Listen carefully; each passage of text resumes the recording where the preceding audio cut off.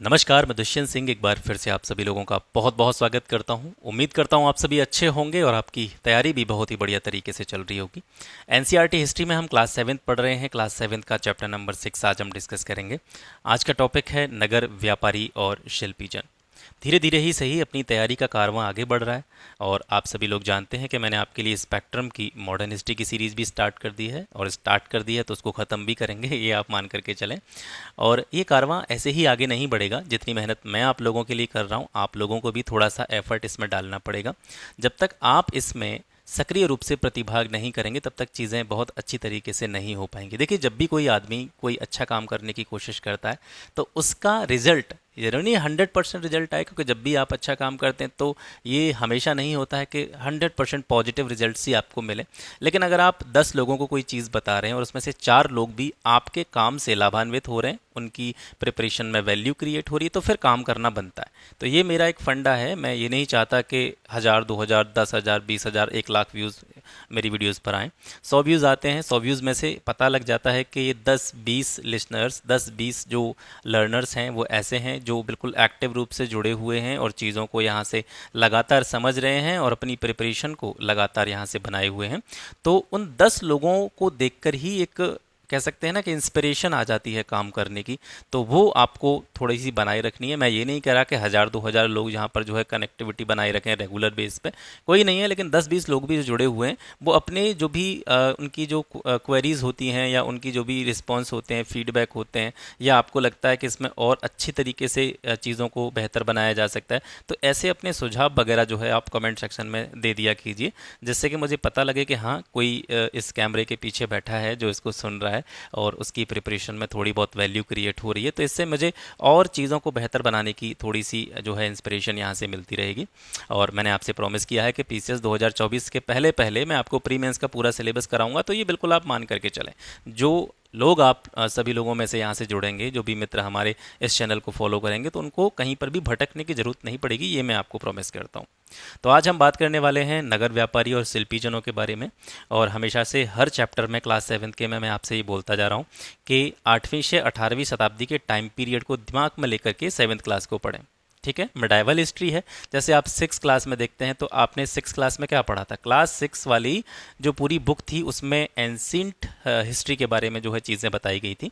7th class में पूरी medieval history है। इसके बाद में जो 8th क्लास आएगी आपकी, उसमें मॉडर्न हिस्ट्री को दिखाया गया है। ठीक है, तो ये 3 अलग अलग पार्ट हो जाते हैं। तो इस पूरी 7th क्लास वाली बुक में हम मिडाइवल हिस्ट्री को कवर कर रहे हैं और विशेष रूप से जो हमारा टाइम पीरियड चल रहा है वो 8वीं सेंचुरी से लेकर के 18th सेंचुरी के बीच में चल रहा है। तो यहाँ पर हम जानेंगे कि मिडाइवल पीरियड में, मध्यकाल में, नगरों की क्या क्या कैटेगरीज थी, नगरों की क्या क्या श्रेणियाँ थीं, नगर किस किस प्रकार के जो है उस टाइम पर देखने को मिलते थे। तो नगरों की कुछ कैटेगरीज हैं, यहाँ पर आप उनको देख सकते हैं। मध्यकाल में नगर प्रशासनिक नगर हुआ करते थे, कुछ मंदिर नगर हुआ करते थे, कुछ वाणिज्यिक नगर हुआ करते थे, कुछ ऐसे नगर थे जो शिल्प उत्पादन के लिए जाने जाते थे। तो इन सभी चीज़ों को आज के इस चैप्टर में हम डिस्कस करेंगे। सबसे पहले हम बात करते हैं प्रशासनिक नगर के बारे में, प्रशासनिक केंद्र के बारे में। तो इसमें एक बहुत अच्छा एग्जाम्पल देते हैं ये लोग तंजावुर का, जो कि चोलों की राजधानी हुआ करती थी। तो ये चोलों का एक कह सकते हैं एडमिनिस्ट्रेटिव सेंटर था, प्रशासनिक केंद्र था। तंजावुर से होकर के कावेरी नदी बहती थी। ठीक है, ये जो एक व्यू दिया जा रहा है आपको, एक आइडिया दिया जा रहा है जिससे आप एक इमेजिनेशन कर पाएँ कि तंजौर शहर, जैसे आज वर्तमान में हम तंजौर के नाम से जानते हैं, उस टाइम पर उसको तंजावुर कहा जाता था। चोलों की ये राजधानी थी। तो आप ये सारी चीज़ें जो दिख रही हैं इसको देख करके दिमाग में इमेज बनाने की कोशिश कीजिएगा कि उस टाइम पर तंजावुर शहर जो है वो किस तरीके का दिखता होगा। देखिए, तंजावुर शहर है, ये चोलों की राजधानी है, एक मुख्य प्रशासनिक केंद्र के रूप में इसको देखा जा रहा है। यहाँ से कावेरी नदी होकर बह रही है। इसके अलावा यहाँ पर एक राज राजेश्वर मंदिर है जिसे राजराज चोल के द्वारा बनवाया गया है। इसका जो वास्तुकार है, आर्किटेक्ट है, वो कौन है? कुंजर मल्लन। ठीक है, कुंजर मल्लन राजराज पेरुथच्चन। थोड़ा साउथ इंडिया के जो नाम होते हैं ना, इनको याद रखने में बड़ी दिक्कत होती है। थोड़े से कह सकते हैं, थोड़े से क्लिष्ट भाषा इसमें आ जाती है, बड़े लंबे चौड़े नाम होते हैं और वर्डिंग भी इसकी थोड़ी सी ऐसी होती है जिसको इजीली जो है रिकॉल नहीं किया जा सकता है। तो वास्तुकार जो थे इसके, वो कौन थे? कुंजर मल्लन राजराज पेरुथक्शन। यहाँ पर जो तंजावुर शहर की हम बात कर रहे हैं, यहाँ पे बड़े बड़े राजमहल हुआ करते थे। राजमहल के बीच में एक मंडप होता था और इस मंडप में राजा का दरबार लगता था। शहर में सैन्य शिविर भी दिखाई पड़ते थे, क्योंकि राजा है, राजा पूरे शहर का एडमिनिस्ट्रेशन, प्रशासन जो है उसको रन कर रहा है, प्रशासन चला रहा है। और इस टाइम तक जैसे हम स्टार्टिंग से पढ़ते चले आ रहे हैं, राजाओं ने सेना रखना भी प्रारंभ कर दिया है। तो यहाँ पर सैन्य शिविर भी दिखाई दे रहे हैं, बाज़ारों में हलचल है और अलग अलग तरह की चीज़ों का यहाँ पर क्रय विक्रय किया जा रहा है, जैसे अनाज, मसाले, कपड़े, आभूषण। जलापूर्ति के लिए कुएं और तालाब भी जो है पर्याप्त संख्या में यहाँ पर दिखाई दे रहे हैं। तो ये सिचुएशन थी तंजावुर की, जो कि चोलों की राजधानी थी और चोलों के एक मुख्य प्रशासनिक नगर के रूप में इसको देखा जाता है, प्रशासनिक केंद्र के रूप में इसको देखा जाता है। मंदिर नगरों और तीर्थ केंद्रों की बात करें तो उस टाइम के जो मंदिर थे ये समाज और अर्थव्यवस्था के लिए बड़े महत्वपूर्ण थे, क्योंकि आपको पता है कि इस टाइम के मिडाइवल हिस्ट्री के जो मंदिर थे ये बड़े कह सकते हैं धन धान्य से संपन्न थे, क्योंकि बहुत सारे लोग जो थे इनको दान दिया करते थे। राजाओं के द्वारा इनको भूमि दान दी जाती थी। इसके अलावा समाज के जो भी कह सकते हैं समृद्ध वर्ग के लोग होते थे वो भी मंदिरों में दान दक्षिणा देते थे। शासक जो थे मंदिर बनवाने के लिए अनुदान दिया करते थे। शासक क्या करते थे? मंदिर बनवाने के लिए अनुदान दिया करते थे। ये एक चीज़ पिछले 2-3 चैप्टर से आप सुनते चले आ रहे हैं कि इस टाइम के जो शासक थे वो अपने वैभव को, अपनी शक्ति को, अपने पावर को प्रदर्शित करने के लिए मंदिरों का निर्माण करवाते थे। और इसी वजह से आपने देखा होगा कि इस टाइम पर जितने भी आक्रमण हुए एक राज्य के द्वारा दूसरे राज्य पर, एक राजा के द्वारा दूसरे राजा पर, तो सबसे पहले निशाना मंदिरों को बनवाया गया। ठीक है, सबसे पहले उनका जो टारगेट रहता था, जब भी कोई एक राज्य का राजा किसी दूसरे राज्य के राजा पर आक्रमण करता था तो उसका टारगेट रहता था उस राजा के राज्य के अंतर्गत जो भी मंदिर आ रहे हैं, ठीक है, उनको वो टारगेट बनाते थे, क्योंकि मंदिरों में ही जो है सबसे ज़्यादा धन धान्य संपदा वगैरह जो है उस टाइम पर मिलती थी, क्योंकि बहुत सारे लोग मंदिरों को अनुदान देते थे, बहुत सारे लोग मंदिरों को दान देते थे। तो शासक लोग जो थे वो मंदिर निर्माण के लिए अनुदान देते थे, तो कुछ धन जो था वो मंदिर निर्माण में लग जाता था। इसके बाद में जो शेष धन होता था, ठीक है, यहाँ पर हम बात कर रहे हैं कि किस तरीके से मंदिर नगरों का विकास हुआ।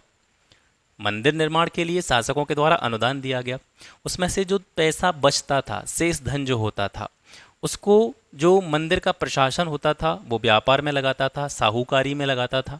ठीक है, धीरे धीरे जब इन सारी चीज़ों का विकास हुआ, मंदिर के पास पैसा आया, मंदिर का निर्माण हुआ, बचा कुचा पैसा व्यापार में लगाया गया, साहूकारी में लगाया गया। धीरे धीरे मंदिरों का जो विकास हुआ तो फिर मंदिरों में जो भी तीर्थ यात्री आते थे, जो भी दर्शन करने के लिए श्रद्धालु आते थे, उनकी भी कुछ ज़रूरतें हुआ करती थी, उनकी भी कुछ आवश्यकताएं हुआ करती थी। जैसे आप अभी वर्तमान समय में देखते होंगे, जब भी आप किसी धार्मिक स्थल पर जाते हैं तो वहाँ पर क्या होता है कि धार्मिक स्थल के आसपास बहुत सारी दुकानें आपको देखने को मिलती हैं, बहुत सारी अलग अलग चीज़ें बिकती हुई वहाँ पर आपको दिखाई देती हैं, क्योंकि तीर्थयात्री आते हैं अपनी श्रद्धानुसार, कोई प्रसाद चढ़ा रहा है, कोई माल्यार्पण कर रहा है, कोई फूल चढ़ा रहा है, ठीक है, कोई कुछ अलग अलग तरीके से अपनी जैसी जिसकी श्रद्धा है वो सारी चीज़ें जो है ईश्वर को, भगवान को, गॉड अल्लाह को क्या कर रहे हैं, वहाँ पर अर्पित कर रहे हैं। तो उनकी आवश्यकताओं की पूर्ति के लिए धीरे धीरे लोगों ने मंदिरों के आसपास बसना स्टार्ट कर दिया। ठीक है, आप चीज़ों को रिलेट कर पा रहे होंगे कि मंदिर निर्माण के लिए शासकों ने अनुदान दिया, बचा कुचा पैसा मंदिर के प्रशासन ने व्यापार में लगाया, साहूकारी में लगाया। फिर धीरे धीरे तीर्थयात्रियों का आना स्टार्ट हुआ। तीर्थयात्रियों की कुछ आवश्यकताएं हैं, उन आवश्यकताओं की पूर्ति के लिए लोगों ने मंदिरों के आसपास बसना स्टार्ट किया, अलग अलग दुकानें लगाना स्टार्ट किया, अलग अलग चीज़ों को बेचना स्टार्ट किया। तो धीरे धीरे मंदिर के आसपास का जो क्षेत्र था वो कैसा हो गया, जन सामान्य से भर गया, वहाँ पर लोग निवास करने लगे। और इसी तरीके से धीरे धीरे जो कोई स्थान पार्टिकुलर किसी मंदिर के नाम से जाना जाता था, धीरे धीरे वो नगरों में परिणत हो गया, नगरों के रूप में उसका विकास हो गया। इसी के कुछ एग्जाम्पल्स हैं, जैसे तमिलनाडु में आप देखेंगे कांचीपुरम, मदुरई, ये जो है पहले इन स्थानों पर केवल मंदिर बनाए गए थे। फिर धीरे धीरे श्रद्धालुओं की संख्या बढ़ी, तीर्थयात्रियों की संख्या बढ़ी, तो धीरे धीरे ये जो नगर थे, जो मंदिर नगर थे, ये कंप्लीट एक नगर के रूप में धीरे धीरे विकसित होते चले गए। इसी तरीके से आंध्र प्रदेश का तिरुपति है, ठीक है, मध्य प्रदेश में भिल्ल स्वामिन, भिल्ल स्वामिन विदिशा एक ही चीज़ है, ठीक है, विदिशा इसको वर्तमान समय में जाना जाता है, पुराने टाइम में इसको भिल्ल स्वामिन के नाम से भी जाना जाता था। तो ये भी जो है एक मंदिर नगर का उदाहरण है। और गुजरात का सोमनाथ, इसका आपने नाम सुना ही होगा, ठीक है। तो ये सारे ऐसे स्थान थे जो पहले मंदिर हुआ करते थे, धीरे धीरे मंदिर नगरों के रूप में इनका विकास होता चला गया। इस चैप्टर में एक बहुत इंपॉर्टेंट चीज़ आती है, एक है लॉस्ट वैक्स टेक्निक, यानी मूर्तियां बनाने की एक तकनीकी है जिसे लुप्त मोम तकनीकी के नाम से जाना जाता है। इसके बारे में भी बात करेंगे। देखिए कांसा आपको पता है, कांसा भी इस टाइम पर जो है यहाँ के जो लोग थे, इस समय के लोग थे, कांसे का प्रयोग करना जानते थे। कांसे से जो है वस्तुएं बनाई जाती थी, मूर्तियाँ बनाई जाती थी, बर्तन बनाए जाते थे। कांसा एक प्रकार की अलॉय होती है, मिश्र धातु होती है, जो तांबा और टिन को मिलाने पर जो है इसका निर्माण होता है। एक घंटा धातु भी जो है इस टाइम पर प्रचलित थी। ये घंटा धातु क्या है, इसमें क्या होता है, टिन का जो रेशियो होता है, टिन मतलब SN, टिन का जो अनुपात होता है अन्य किस्म के कांसे से कम होता है। टिन और कांसा मिला करके जो है घंटा धातु तैयार की जाती थी। और इसको घंटा धातु क्यों कहते थे, क्योंकि इसको जब भी बजाया जाता था, मतलब इसमें से ध्वनि जो निकलती थी वो घंटे जैसी निकलती थी। जिस तरीके से मंदिर में घंटा बजाते हैं तो जो एक साउंड वहाँ से क्रिएट होता है, इसी तरीके का साउंड इस मेटल में से निकलता था जो कि टिन और कांसे को मिला करके बनाई जाती थी। तो इसी वजह से इसका नाम घंटा धातु पड़ गया।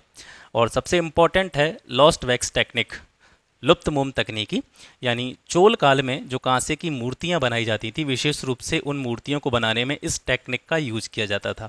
तो ये टेक्निक क्या थी, किस तरीके से ये काम करती थी, किस तरीके से इससे मूर्तियां बनाई जाती थी, उसको यहाँ पे आप देखेंगे।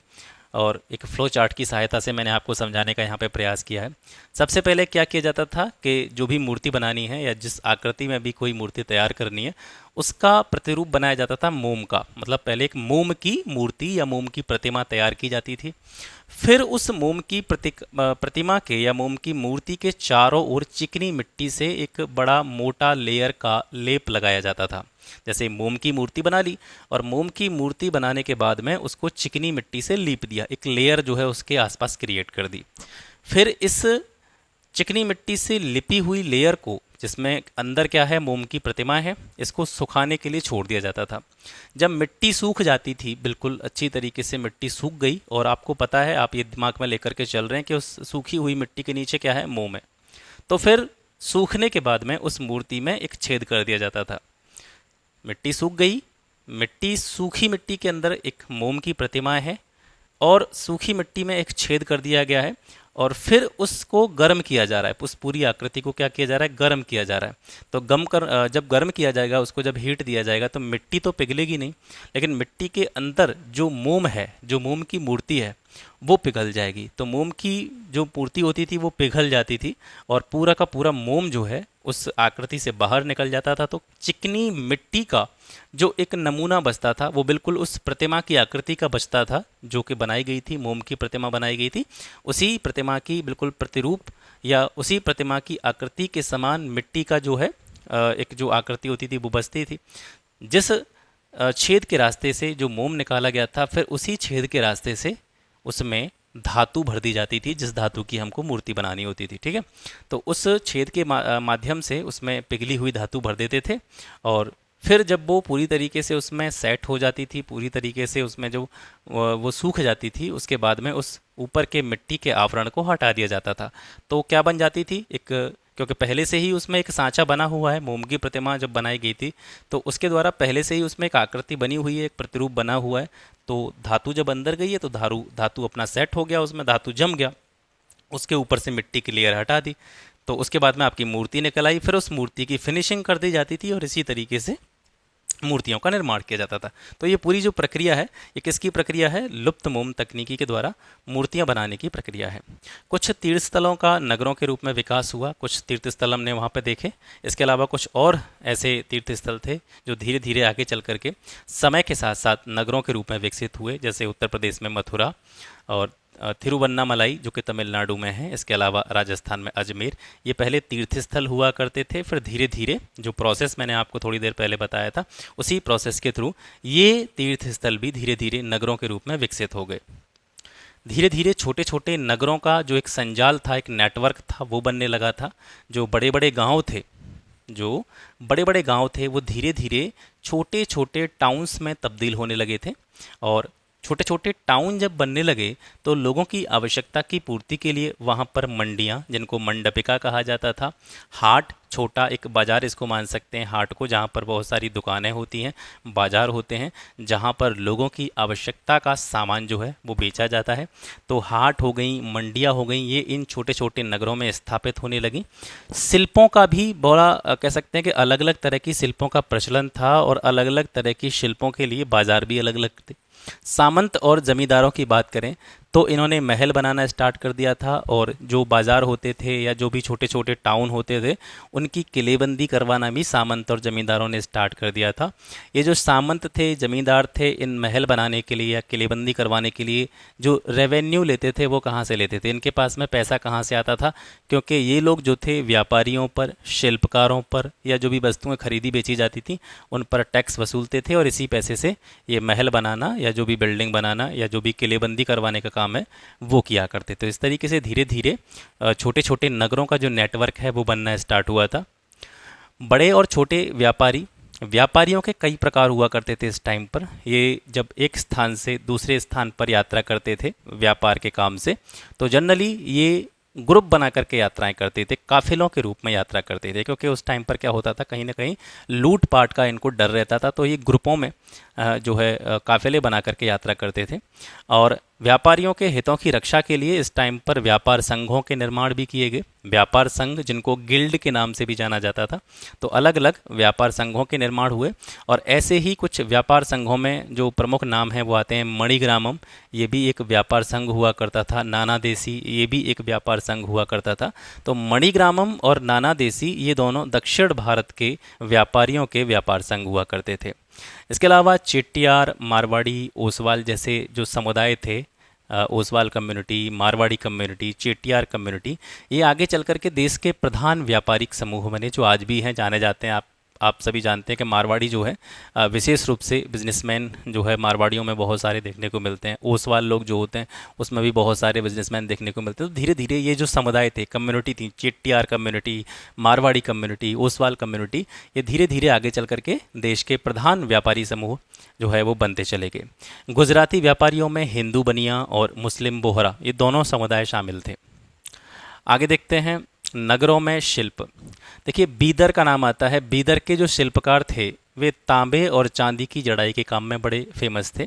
और बीदर में ये जो काम होता था तांबे और चांदी की जड़ाई का, इसे बीदरी शिल्प के नाम से जाना जाता था। किस शिल्प के नाम से जाना जाता था? बीदरी शिल्प के नाम से। तो बीदरी शिल्प किससे रिलेटेड है? ये तांबे और चांदी की जड़ाई का काम इस शिल्प के अंतर्गत किया जाता है। इसके अलावा कुछ और समुदाय थे, जैसे पांचाल समुदाय, विश्वकर्मा समुदाय। ये क्या काम करते थे? ये राजमहल बनाना, बड़े बड़े भवन तैयार करना, तालाबों का निर्माण करना, जलाशयों का निर्माण करना, ये सारे काम जो है पांचाल और विश्वकर्मा समुदाय के द्वारा किए जाते थे। इनके अलावा कुछ और भी समुदाय थे, जैसे सालियार, कैकोलार। ये क्या काम करते थे? ये बुनकर थे, ठीक है, वीवर्स। ये वीविंग का काम करते थे, बुनकर की जो है इनकी शैली थी। इसके अलावा इस चैप्टर में हम 3 प्रमुख नगरों पर थोड़ा सा ध्यान देंगे। एक आपका हम्पी है, एक आपका मसूलीपट्टनम है, एक आपका सूरत है। हम्पी जो है, इसकी अवस्थिति की अगर बात करें तो ये कृष्णा और तुंगभद्रा नदियों की घाटी में पड़ता है। यहाँ पर जो है इसकी अवस्थिति है। ये जो है विजयनगर साम्राज्य का एक केंद्र स्थल हुआ करता था। विजयनगर साम्राज्य जिसकी स्थापना कब हुई थी? 1336 में, ठीक है। तो ये विजयनगर साम्राज्य का एक प्रमुख केंद्र था। किलेबंदी की बात करें तो इसमें एक विशेष बात आती है कि जब हम्पी की किलेबंदी करी गई थी तो इसमें गारे, चूने और मसाले का प्रयोग नहीं किया गया था। इसमें एक अलग टेक्निक अपनाई गई थी इसकी किलेबंदी में। किलेबंदी करने के लिए जिन शिलाखंडों का प्रयोग किया गया था उन शिलाखंडों को आपस में एक दूसरे से गूंथ कर या फंसा करके किलेबंदी करी गई थी। और ये इतनी अच्छी टेक्निक थी कि आज भी इसके अवशेष जो है दिखाई देते हैं। हालांकि हम्पी का जो है विनाश हुआ था, मतलब कई सारे दक्कन के जो राजा थे, अहमदनगर, गोलकुंडा, बीजापुर, बरार, इन सभी लोगों ने संयुक्त रूप से विजयनगर पर आक्रमण किया था, विजयनगर के शासकों को हरा दिया था और उसी के साथ में हम्पी का पतन हो गया था, हम्पी का विनाश हो गया था। लेकिन इसके बाद भी ये इतनी मजबूती से बना हुआ जो है इसका किलेबंदी थी कि आज भी इसके अवशेष जो है वो देखने को मिलते हैं। वास्तुकला की बात करें हम्पी में तो यहाँ पर जो शाही भवन बनाए जाते थे उसमें जो मेहराब होता था उसका, वो भव्य मेहराब बनाया जाता था। इसके अलावा गुम्बद गुंबद का प्रयोग होता था। इसके अलावा स्तंभों वाले विशाल कक्षों में मूर्ति रखने के आले जो है वो यहाँ पर देखने को मिलते थे। और वास्तुकला में ये जो शाही भवनों की बात हम कर रहे हैं या स्तंभों वाले विशाल कक्षों में जो मूर्ति रखने के आले हैं उनकी बात कर रहे हैं। इसके साथ साथ हम्पी में कई सारे सुनियोजित बगीचे भी देखने को मिलते थे। 15वीं 16वीं शताब्दी में वाणिज्यिक एवं सांस्कृतिक गतिविधियों के केंद्र के रूप में हम्पी को जाना जाता था। यहाँ पर एक मंदिर था, विरूपाक्ष मंदिर, और विरूपाक्ष मंदिर में बहुत सारे धार्मिक आयोजन होते थे जहाँ पर देवदासी जो होती थी वो यहाँ पर नृत्य का आयोजन उनके द्वारा किया जाता था। हम्पी में जो सबसे महत्वपूर्ण पर्व था वो महानवमी का पर्व था, जिसको बड़ी धूमधाम से यहाँ पे मनाया जाता था। 1565 में दक्कन के सुल्तानों, जिनमें से गोलकंडा के जो है शासक हो गए, बीजापुर के शासक हो गए, अहमदनगर, बरार, बीदर, इन सभी शासकों ने संयुक्त रूप से विजयनगर पर अटैक किया था। विजयनगर की पराजय हुई और विजयनगर की पराजय के साथ ही हम्पी का जो है वो विनाश हो गया था। विजयनगर के शासकों ने जलाशय और नहरों के निर्माण में भी विशेष रुचि ली थी और इसी का एक उदाहरण देखने को मिलता है अनंतराज जलाशय, जो कि मालदेवी नदी पर है। कृष्णदेव राय के समय में इसको बनवाया गया था। तो ये होगी हम्पी की बात। अब इसके बाद में एक नज़र डालते हैं सूरत पर। सूरत को कहा जाता है पश्चिम का प्रवेश द्वार। मुगल काल में गुजरात में ये जो सूरत शहर था पश्चिमी व्यापार का एक प्रमुख केंद्र माना जाता था। ओरमुज की खाड़ी से होकर के पश्चिम एशिया के साथ में जो भी व्यापार होता था, जो भी ट्रेड होता था, उसके मुख्य द्वार के रूप में सूरत को देखा जाता था। इसके अलावा इसको मक्का का प्रस्थान द्वार भी कहा जाता था। सूरत एक सर्वदेशीय नगर था। मतलब सर्वदेशीय नगर का अर्थ ये है कि यहाँ पर सभी जाति के लोग रहते थे, सभी धर्मों के लोग जो है सूरत में देखने को मिलते थे। 17th सेंचुरी में पुर्तगालियों की बात करी जाए, डचों की बात करी जाए या अंग्रेज़ों की बात करी जाए, इन सभी लोगों के कारखाने और गोदाम जो है वो सूरत में स्थापित किए गए। सूरत के जो वस्त्र होते थे, सूरत के जो कपड़े होते थे, वे सुनहरी गोटा किनारियों के लिए प्रसिद्ध थे। सुनहरी गोटा किनारियों का जो काम होता था वस्त्रों पर, उसको जरी बोलते थे। ये जरी शिल्प होती थी, जरी का काम होता था। और सूरत के ये जो जरी वाले वस्त्र बनाए जाते थे, सुनहरे गोटा किनारियों वाले वस्त्र बनाए जाते थे, इनके लिए विशेष रूप से जो बाजार थे जहाँ पर इनको भेजा जाता था बेचने के लिए, तो वो पश्चिम एशिया के मार्केट हो गए, अफ्रीका के मार्केट हो गए, यूरोप के मार्केट हो गए, वहाँ तक जो है सूरत के इन वस्त्रों को पहुँचाया जाता था। काठियावाड़ी सेठों और महाजनों की बड़ी बड़ी साहूकारी कंपनियां जो है वो सूरत में स्थापित होने लगी थी। इसके अलावा सूरत के व्यापारिक स्थिति की वैल्यू इतनी ज़्यादा थी कि सूरत में जो हुंडियां चलती थी, हुंडियां मैं आपको बताऊंगा कि हुंडियां किसे कहते हैं। पहले आप समझिए कि सूरत की जो हुंडियां होती थी वो भारत से बाहर भी जो अलग अलग देश थे, अलग अलग क्षेत्र थे, व्यापारिक केंद्र थे, वहाँ पर इनकी बड़ी अच्छी वैल्यू थी। यानी काहिरा की बात करी जाए, इराक में स्थान पड़ता है, बसरा या फिर बेल्जियम के एंटवर्प की बात की जाए, यहाँ से जो है इंडिया का व्यापार ट्रेड उस टाइम पर चलता रहता था। तो यहाँ के बाज़ारों में सूरत की हुंडियों की मान्यता थी। हुंडियाँ क्या होती हैं? ये एक इस तरीके का दस्तावेज होता है जिसमें एक व्यक्ति के द्वारा जमा कराई गई रकम दर्ज रहती है। मतलब यहाँ पर करेंसी की बात नहीं हो रही है, हुंडी कोई करेंसी नहीं है, बल्कि एक गारंटी है जिसमें यह बताया जा रहा है कि एक हुंडी की वैल्यू इतनी है या इतने पैसे की बराबर है। तो कोई भी व्यक्ति उस हुंडी को ले जा करके काहिरा ले जा रहा है उसको, या बसरा में इराक में ले जा रहा है, एंटवर्प ले जा रहा है, और वो जो है किसी को पे कर रहा है, पैसा पे कर रहा है, तो उस हुंडी को दे देता था और उसके बेस पर ही, उसकी वैल्यू के बेस पर ही उसका जो भी भुगतान है वो मान लिया जाता था।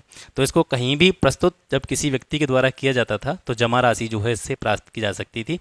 तो सूरत की हुंडियों की वैल्यू जो है भारत से बाहर भी बहुत सारे जो व्यापारिक केंद्र थे वहाँ तक थी। 17th सेंचुरी के अंत में जो है सूरत, जो कि एक प्रमुख व्यापारिक केंद्र के रूप में देखा जाता था, इसका पतन प्रारंभ हो जाता है। इसके पतन के दो प्रमुख कारण माने जाते हैं जो सबसे इम्पोर्टेंट हैं। वो है, एक तो इस टाइम पर मुगल साम्राज्य का धीरे धीरे पतन हो रहा था, मुगल एम्पायर जो है वो डिक्लाइन कर रहा था। दूसरा कि सूरत आपको पता है एक प्रमुख वस्त्र उद्योग के रूप में देखा जाता था, लेकिन 17th सेंचुरी के अंत में बम्बई भी जो है एक बहुत अच्छे वस्त्र उद्योग के रूप में उभरने लगा था। तो कहीं ना कहीं कंपटीशन बढ़ गया था। इधर से जो भी ईस्ट इंडिया कंपनी वगैरह थी, उन्होंने भी जो है अपना प्रमुख जो सेंटर बना लिया था वो बॉम्बे को बना लिया था, वो भी उधर ही चली गई थे। इधर से मुगल एम्पायर भी डिक्लाइन हो रहा था। तो कहीं ना कहीं सूरत का जो वस्त्र उद्योग था या सूरत की जो कंडीशंस थी वो बम्बई से कॉम्पिटिट नहीं कर पाई। इस वजह से धीरे धीरे 17वीं सेंचुरी के एंड में इसका डिक्लाइन होना यहाँ से स्टार्ट हो जाता है। तो ये हमने सूरत की बात कर ली। अब तीसरे शहर की बात करते हैं, मसूलीपत्तनम। ये कृष्णा नदी के डेल्टा पर अवस्थित है। कुतुब शाही शासक जो कि गोलकुंडा के शासक हुआ करते थे, इन्होंने कपड़ों मसालों की बिक्री पर यहाँ पर एकाधिकार कर रखा था मसूलीपत्तनम में। गोलकुंडा के कुलीन वर्ग, फारसी सौदागर, तेलुगु कोमटी चेट्यार और यूरोपियों ने इस नगर को यानी मसूलीपत्तनम को एक समृद्ध नगर बनाने में अपना बहुत बड़ा कंट्रीब्यूशन दिया था। 1687 के आसपास औरंगजेब ने गोलकुंडा अपने साम्राज्य में मिला लिया। कंपनी के जो व्यापारी थे वे बम्बई, कलकत्ता और मद्रास चले गए। मसूलीपत्तनम जो कि एक प्रमुख सेंटर के रूप में देखा जा रहा था, जब औरंगजेब ने गोलकुंडा को अपने साम्राज्य में मिलाया तो मसूलीपत्तनम पर भी उसका अधिकार हो गया। फिर धीरे धीरे यहाँ पर जो ईस्ट इंडिया कंपनी की गतिविधियाँ थीं, उन्होंने अपनी गतिविधियों को रिप्लेस कर दिया बम्बई, कलकत्ता, मद्रास की तरफ, जिससे कहीं ना कहीं जो है इसके पतन का एक प्रमुख कारण के रूप में देखा जा सकता है। 18th सेंचुरी के दौरान मसूलीपत्तनम का जो है वो पतन होना यहाँ से स्टार्ट हो जाता है। नए नगर और व्यापारी, देखिए यूरोपीय कंपनियाँ आईं, ठीक है, और यूरोपीय कंपनियों ने अपनी नेवल पावर का यूज़ किया, नौसैनिक शक्ति का प्रयोग किया और समुद्री व्यापार पर इन्होंने अपना कंट्रोल बनाया।